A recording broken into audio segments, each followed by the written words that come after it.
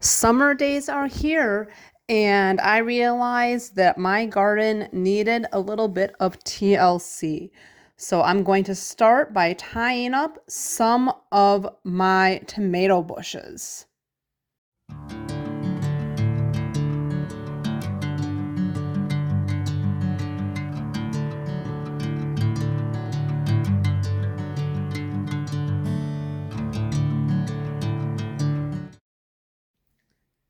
I also realized that I needed to stake up some of these cucumber plants.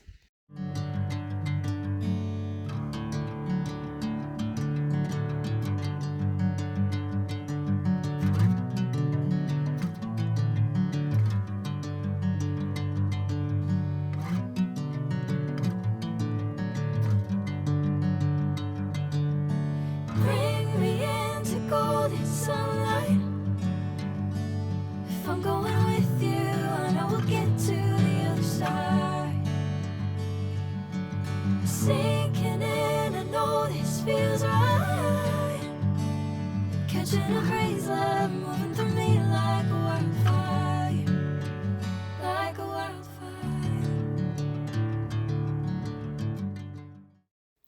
We had a few plots that didn't grow, so I am transplanting a cucumber plant here so that it doesn't go to waste. Whenever you're calling my name, I'm taking my sweet time. Hey, whatever the plan, I know I'm holding the best of me. Right, moving on to some baking. I realized I was out of brown sugar and needed to make some. It is so easy to do. All you need is granulated sugar and some molasses, and you have your own homemade brown sugar that is far superior to that you would buy in the store. If you want to know any more information about it, you can check in the description box below. I'll leave a link to a blog post where I wrote about how to make your own brown sugar. So you've just got to stir it up really, really well, and in the end, you will have super great sugar to use. And one of the things I was using my brown sugar for was to make these banana chocolate chip muffins, which the girls have been begging for the past like 3 weeks. So I was glad that I was finally able to get these done. And they turned out great, and they have already been all eaten up. I love that they're such an easy snack.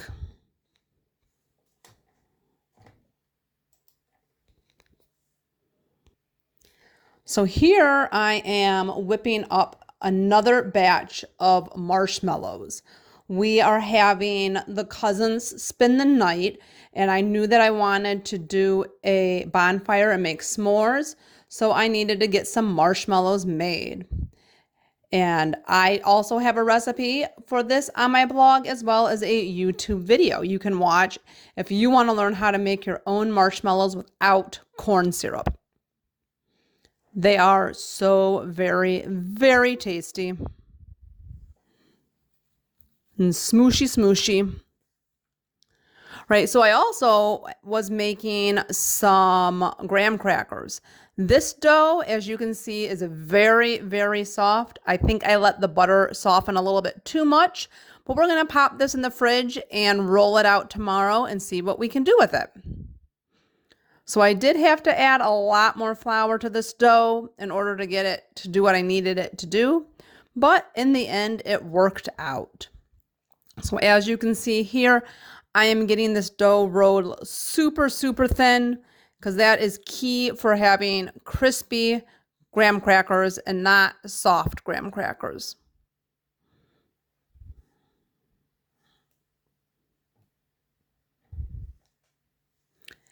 And then after I get it rolled out, I transfer it to a parchment paper lined baking sheet. And right here, I'm trying to have somewhat even graham crackers. Each graham cracker square is about like 2.5 inches. So I'm trying to do it. It's okay if it's not perfect because these are definitely not perfect.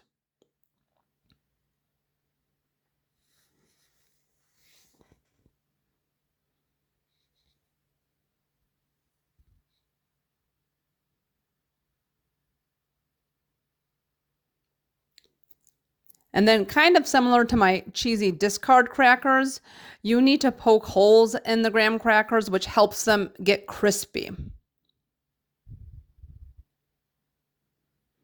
So I popped these in the oven, and thankfully they turned out marvelous. And if you ever make graham crackers and they do get soft, you can pop them in the oven for 5 minutes at 300 degrees and they'll crisp right back up. These made marvelous, marvelous s'mores.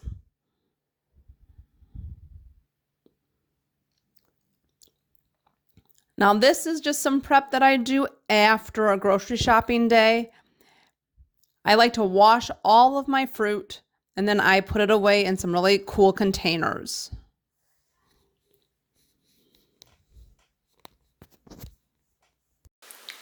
Right, so really quick, I wanted to talk a little bit about these containers that I'm using to put my fruit in. So back during like COVID time when everybody was washing everything when they got home from the grocery store, I got into the habit of soaking my fruit in a water and vinegar solution in my sink. And then we bought these containers to put the fruit in after I had let it dry.